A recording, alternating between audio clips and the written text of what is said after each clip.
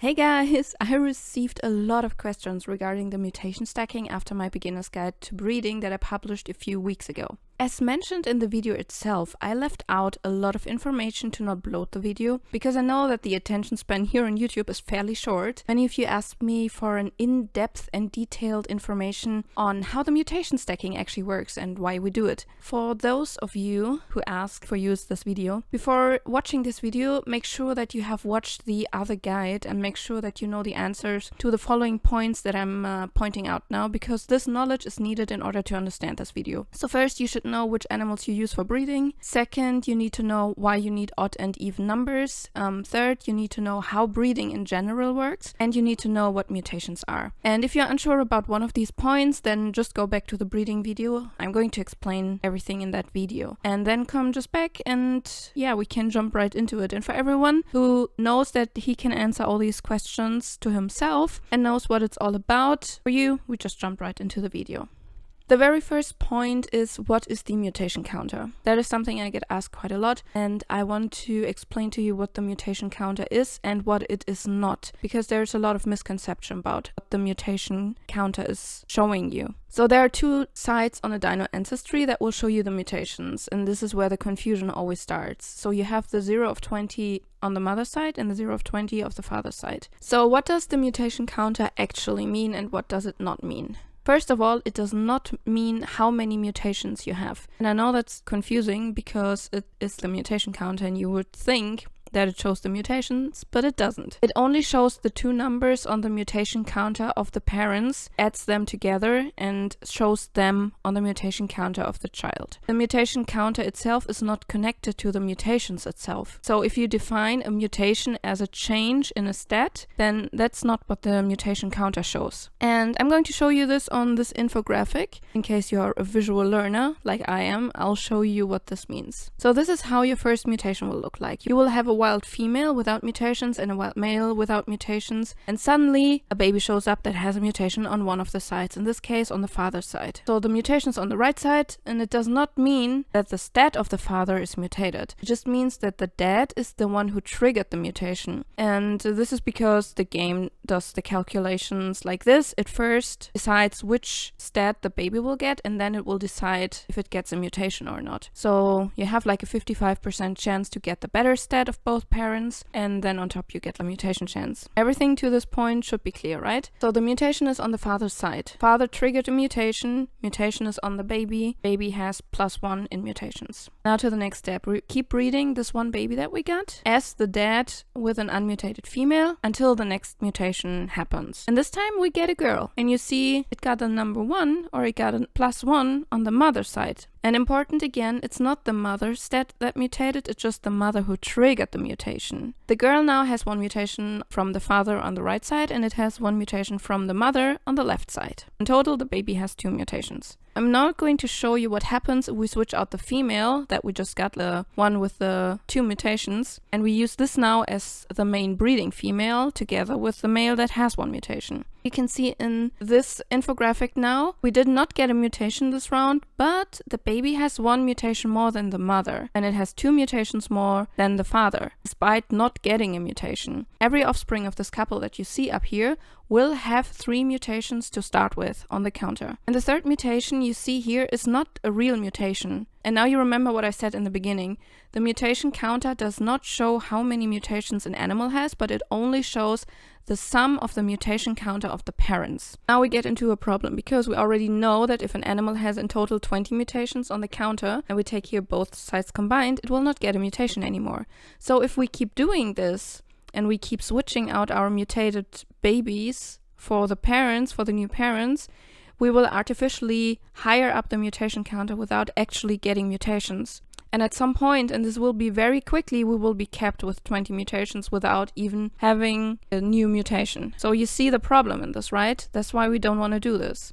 So the first and most important rule is, under no circumstances will you ever breed a mutated male with a mutated female before you're done with all your mutations. This is a rule that will always follow us through the whole process of breeding. And now we go back to our example where we have the mutated female with 2 mutations. What are we going to do now? So we need to stack the mutation on the father's side and not on the mother's side, since we want to have the male mutated and not the female. This is logistically easier because you can mate one mutated male with 40 unmutated females and get 40 babies and therefore 40 chances to get a mutation. But you can only breed one mutated female with one unmutated male. So you only get one baby and then you have to wait until the female is off cooldown. So you always want to stack the mutations on the male and then breed it with as many females as you have and as you can. Since we want to stack the mutations on the father's side, we need to have a male carry the mutations, and that we got a female now is not the end of the world, but it only requires us to do a little step in between. You breed the mutated female with an unmutated male for as long as it takes until you get a male offspring that has all mutated stats that you need. Now you need to keep in mind the mutation counter will always show on the offspring even if the child does not get the mutated stat, because the mutation counter and the mutated stat are not connected to each other. And what it means I'll show you in detail here. You can see that the mutated female that was bred back with the unmutated male produced a male baby. And the male baby naturally got the mutation counter, that's the mutation counter of the mother, but the baby did not get the mutated stat from the mother, but the unmutated stats from the father. And this is something you need to keep an eye on, because the stats are what we're looking for. This is the important part. So this means we have a lot of things to consider here and take care of a lot of stuff to breed our perfect breeding line. This is now the first reason why you want to stack mutations. You want the mutation counter on your animal only represent real mutations and not bloat the counter with ghost mutations that just higher the counter but aren't real mutations. And the second reason, and this is the reason why most people care about it, is you want to get more mutations than 20 on your animal. I showed you in the beginning how a mutation can appear on the mother's side and on the father's side of the baby. And this is because each parent represents a chance of the baby to get a mutation. If one parent reaches 20 on the mutation counter, it cannot trigger a mutation anymore in the offspring, but the other parent can. This is also why you keep the female under any circumstances mutation free, and that way the mother's side will always be able to trigger a mutation because it's either a 0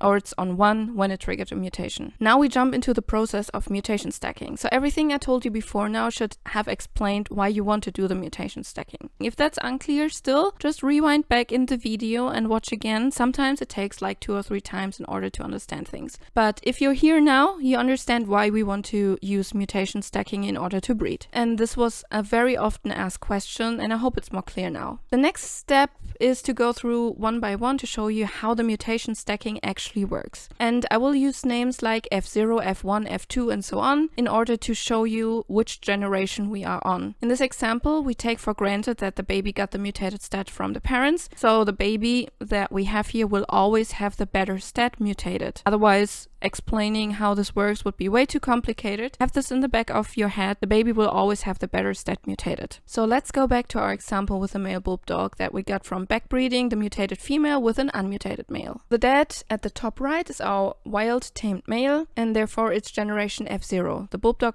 female on the left, top left, is the granddaughter. And I know this is kind of weird, but this is ARK, and so it's weird. So this is the granddaughter, and therefore she is generation F2. F1 is her father that had the first mutation. So she has 2 mutations, and she's like the 3rd generation, but F2, because F0 is always the unmutated one. So her offspring in the next generation is F3. Now you should understand how the naming works. So if we are following our own rules, where we don't want to breed a mutated with a mutated and only want to breed a mutated with an unmutated, we have our F3 baby that is now adult, and we made it with an F0 female, and that F0 female will always stay within our breeding process for the rest of the time. So the F3 male and the F0 female are now mated and they produce a baby, and the mother triggers a mutation, as we can see. And there's a +1 on the left that shows there's a new mutation.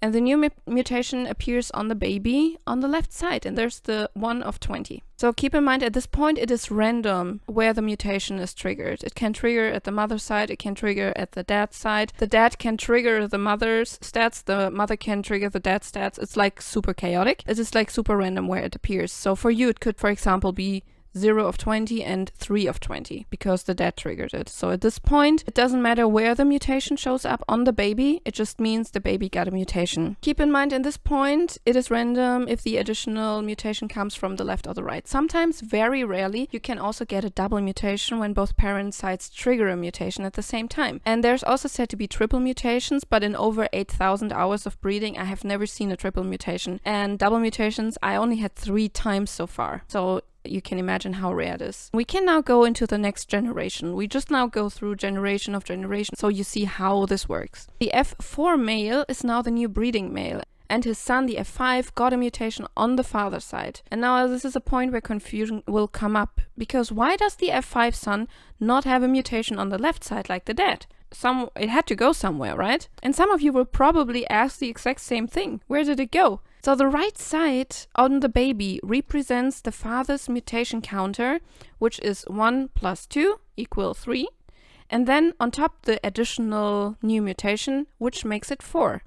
But since the mother had no mutations and also didn't trigger a mutation, the mother's side will stay 0. The one mutation the father had on the left side is moved to the right side on the baby. We are stacking the mutations on the right side on the baby. Let's go further in the generation and see how it goes. The F6 son gets a mutation again from the mother's side. And it will be visible on the left side, as you can see, and therefore we have the 4 mutations of the father on the right side, and we have the 1 mutation from the mother on the left side.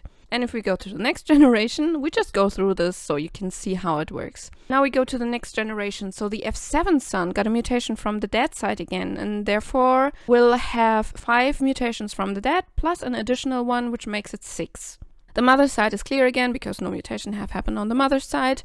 This goes on further and further and further until you hit 20. I'm going to jump to generation F21 because in our case this is where we will see the 20 mutations. It's time to fast forward a little bit and go to the generation where the father's side will hit the 20 mutations. Because a lot of you asked me, how do we get more than 20 mutations if 20 is the cap? Since we do mutation stacking, we can kind of work around this cap. And I'm going to show you how. The F21 male, which is our breeding male right now, has 0 of 20 on the left side and has 20 of 20 on the right side, and therefore is capped.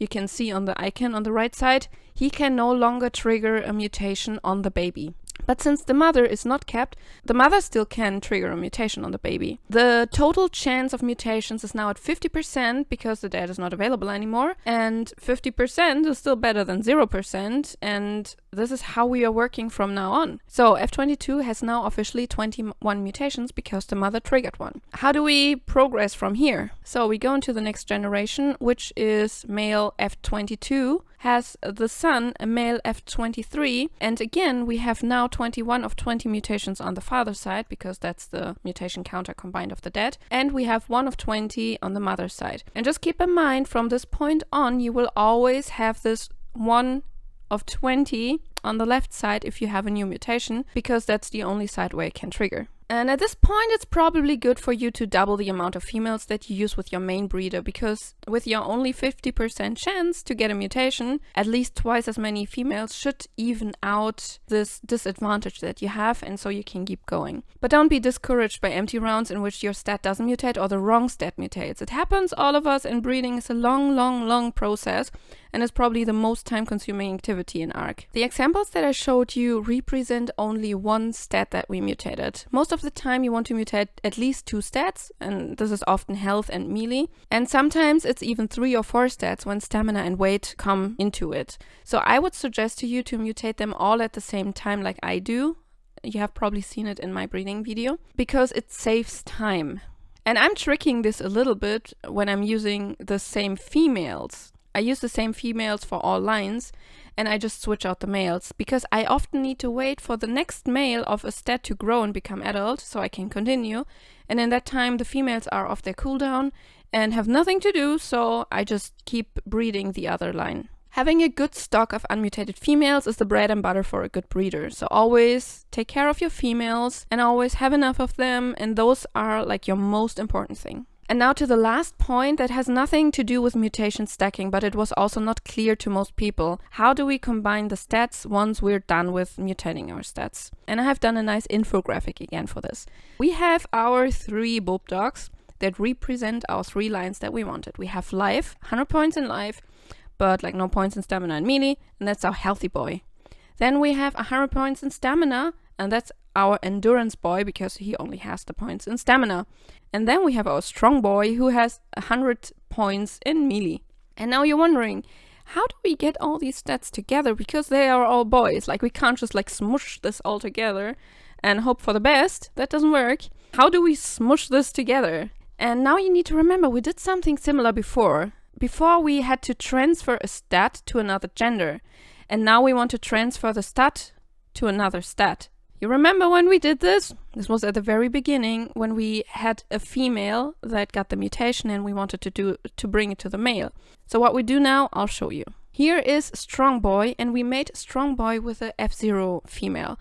And technically any other female would do, even a mutated one, because everything you want is that you get a female that has 100 points in melee. That's all you need. You don't care about the mutations or anything. You just want to transfer the stat from the father to a girl. But most breeders just use their F0 females because if you breed that mutated strong boy with like your, let's say with your 40 females, you have more chances in order to transfer the stat. So just keep on breeding and keep every girl that has the melee stat. And this is now our strong girl. Once you have strong girl, you do not need your F0 females anymore, and you also don't need strong boy anymore. So these can go into a cryo. Never kill your F0 females. Like I told you, this is your bread and butter. Never kill them. Put them all into a cozy cryopod and put them somewhere in a safe, in your safe cryo fridge, because if you ever want to breed again, you will need them. So next round is Strong Girl meets Endurance Boy, and you keep breeding them for as long as it takes until you get a female that has the stamina and the melee. So we get a Strong Endurance Girl. And even here, keep as many girls as you get because you just like higher your chance to get the right combination. And once we're done with that, you can get rid of Endurance Boy and Strong Girl. Again, cryo them so you have a backup. And now you have your last one, which is the Healthy Boy, which has the 100 points in life. And you made him with Strong Endurance Girl until you get a Healthy Strong Endurance Girl. And this one will have 100 points in everything. So technically you're done here. You can keep a male and a female that you have all 3 stats. So you can maybe breed your boss group or provide your tribe with strong animals for raiding, even though I doubt you will raid with bulb dogs. If you do so, tell me how it went. But this mechanic can also be done with every other animal that is breedable. So the bulb dogs here are just an example. It's not that you have to use bulb dogs, even though bulb dog babies are very, very adorable. And I talked about the attention span, right? So if you are at this point in the video now and you listen to everything I said before, please write into the comment handsome Squidward. And we do this to confuse all the people who just clicked away halfway in. I want to see a lot of handsome Squidward comments into the comments down here. And if you have any further questions about the things that I explained here in this video, or you're stuck with your own breeding and you don't know how to progress and anything else you don't understand, you can either just write a comment here, after you wrote handsome Squidward, of course. So you can post a comment here, or you can join our Discord. So the link is also in the description. You can join our Discord. We have an ARK breeding room there where you can talk to me and other ARK breeders. And now thank you for your time and watching the video until the end. And I hope it helped you to improve your breeding further and to understand how mutation stacking works and why it is so important. I would be happy if you would leave me a like and a sub if you like this video and if you like my content. Otherwise, have a great day. Thanks for hanging out here and thanks for spending your time with me, and see you next time. Bye!